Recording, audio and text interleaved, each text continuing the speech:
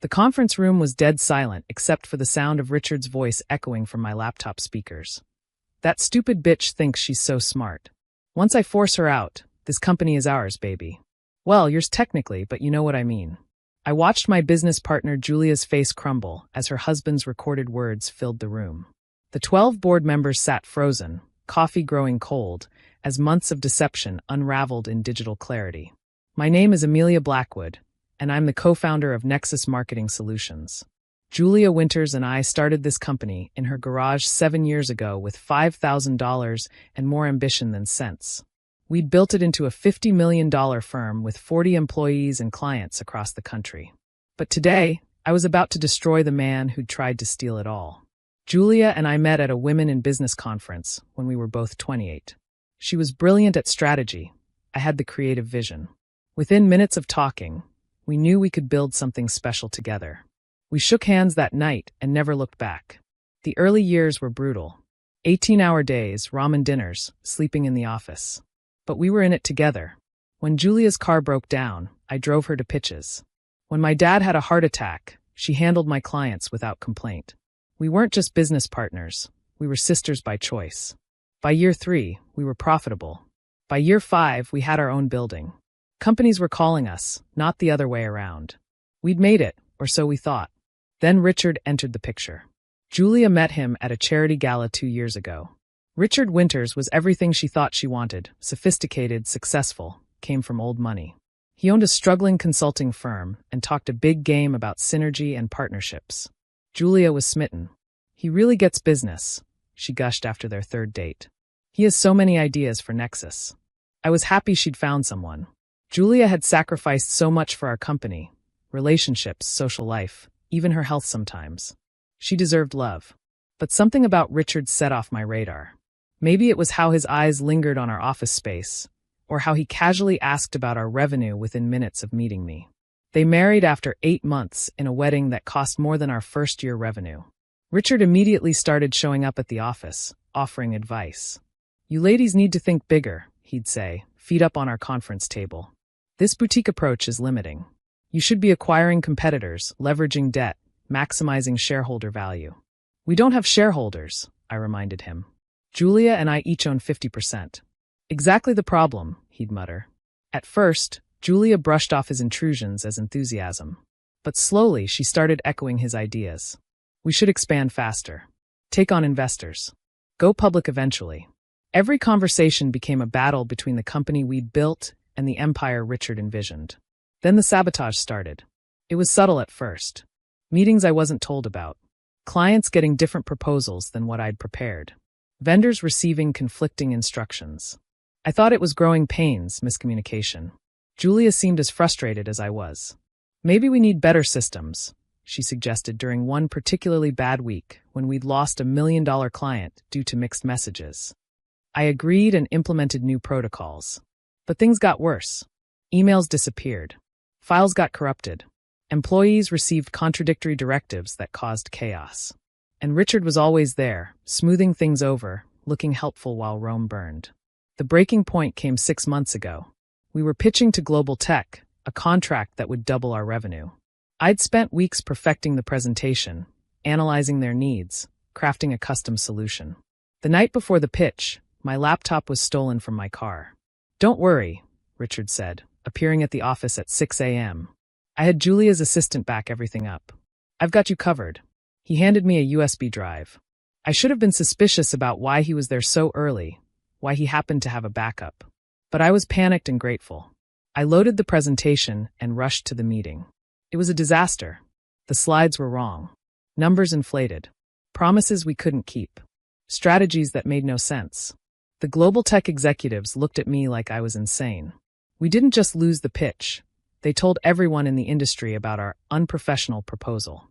"I can't believe you blew that," Julia said later, Richard hovering behind her.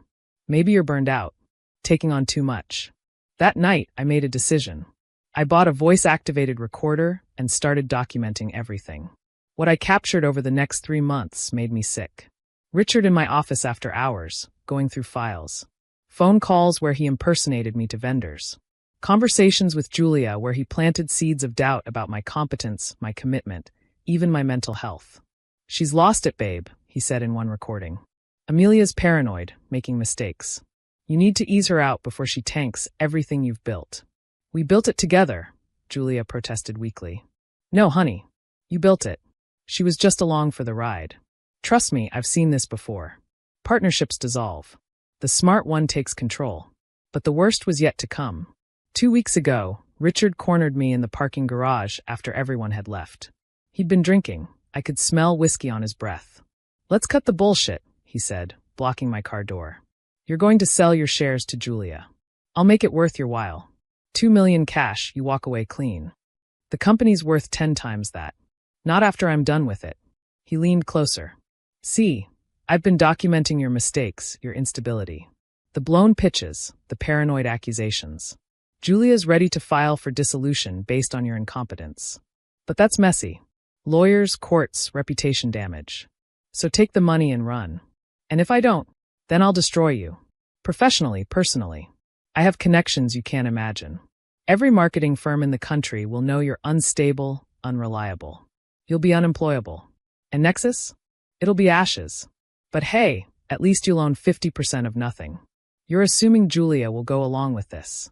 He laughed. "Julia does what I tell her. She's too invested now, the house, the cars, the lifestyle.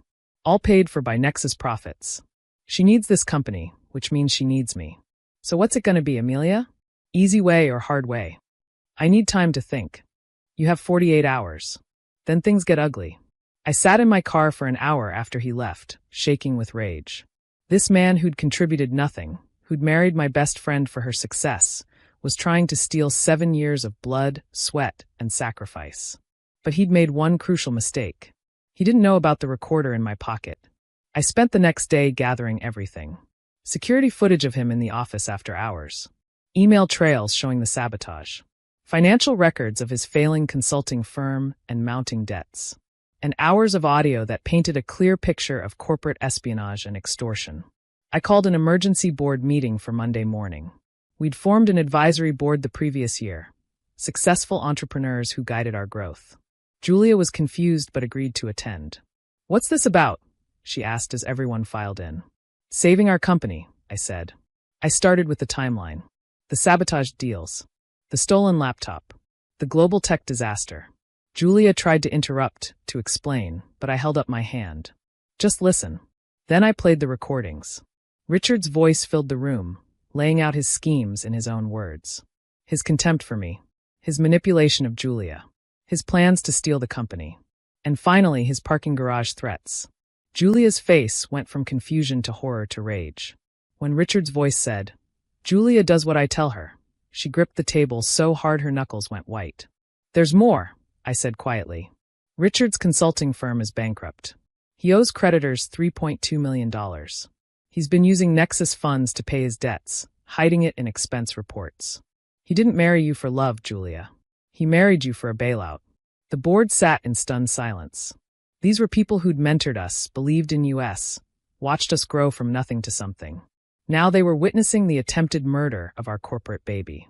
"Motion to ban Richard Winters from all Nexus properties and operations, effective immediately," said Margaret Chin, our longest-serving board member. "Seconded," said another. "All in favor?" Every hand raised, including Julia's. Tears streamed down her face as she voted to exile her husband from the company we'd built together. "Motion to pursue criminal charges for corporate espionage, extortion, and embezzlement," Margaret continued. Another unanimous vote. Julia stood abruptly. "I need a minute." "Julia, wait," I started. "No." She turned to me, mascara running. "I brought him into our house. I let him poison everything we built. I chose him over you, over this." She gestured around the conference room where we'd celebrated so many victories. "I don't deserve your forgiveness. But I'm going to earn it." She left the room and came back 20 minutes later, composed but determined. "I've called my lawyer. Divorce papers will be filed today. I've also frozen all joint accounts and credit cards. Richard's about to learn what happens when you mess with Nexus." The next hours were a whirlwind. Our corporate attorney contacted law enforcement. Our IT team secured all systems and changed every password. Security was briefed with Richard's photo. "Do not allow entry under any circumstances." Richard arrived at 2 p.m., expecting to find me broken and ready to sell. Instead, he found security guards and police officers. "What the hell is this?" he demanded. Detective Morrison stepped forward. "Richard Winters, you're under arrest for extortion, corporate espionage, and embezzlement. You have the right to remain silent." "Julia," he screamed as they cuffed him. "Baby, tell them this is a mistake." Julia walked out of the building, divorce papers in hand. "The only mistake was marrying you. You can't do this. Half of this company is mine. California is a community property state." "Actually," I said, stepping beside Julia, "Nexus is held in a premarital trust. You get nothing." He lunged toward us, but the officers held him back. "You recorded me illegally. That's inadmissible." "Single-party consent state," Julia said coldly. "My business partner had every right to protect herself from a criminal. Goodbye, Richard." As they dragged him away, he screamed threats and profanities. The man who'd walked into our lives with such charm and confidence was reduced to a raving lunatic in handcuffs. The aftermath was intense. Auditors found Richard had stolen over $400,000 through false expenses and diverted contracts to shell companies. Several clients he'd driven away came back once they learned the truth. Global Tech even agreed to hear our pitch again, the real one this time. Julia threw herself into therapy and rebuilding. She insisted on paying back every cent Richard had stolen, even though legally she wasn't liable. She worked harder than ever, determined to prove she was still the partner I'd started this journey with. "I don't know how you can even look at me," she said one evening as we worked late like old times. "I almost let him destroy us." "You didn't let him do anything," I corrected. "He was a con artist. A good one. But we're better. How did you know to record everything?" "Honestly, my mom. She always said, 'In business, trust your gut and keep good records.' My gut said Richard was poison. The records proved it. Richard pled guilty to avoid a longer sentence. He got 3 years in federal prison and has to pay restitution. His consulting firm was liquidated to pay creditors. Last I heard, his family had disowned him. Turns out we weren't his first victims, just his most ambitious target. Julia's divorce was finalized in record time. Prenup or not, Richard got nothing. Hard to claim assets when you're a convicted felon who targeted your spouse. Julia kept the house, the cars, everything. She donated most of it to charity, wanting no reminders of him. Today, Nexus is stronger than ever. We've implemented safeguards, background checks for anyone close to leadership, security protocols, regular audits. But more importantly, Julia and I rebuilt our trust. We're not just business partners again. We're sisters who survived a war together. Sometimes employees ask about the extra security measures, the stringent protocols. Julia and I share a look and give the same answer. Insurance. Better safe than sorry. The recorder? I still carry it. Not because I expect betrayal, but as a reminder that sometimes the biggest threats come wrapped in charm and promises. Richard thought he could waltz into our house and steal what we'd built. He forgot that we built this house ourselves, brick by brick, and we knew every corner, every strength, every defense. My name is Amelia Blackwood. I co-founded a company with my best friend, and we almost lost it to a con man who thought women in business were easy marks. When he threatened to destroy me unless I signed over my shares, I played him the recordings of his own crimes. Even his wife, my partner, voted to throw him out. He's in federal prison now. We're on the Fortune 5,000 list. Turns out the recorder is mightier than the con. Thanks for watching. See you again in the next video. Stay stunned.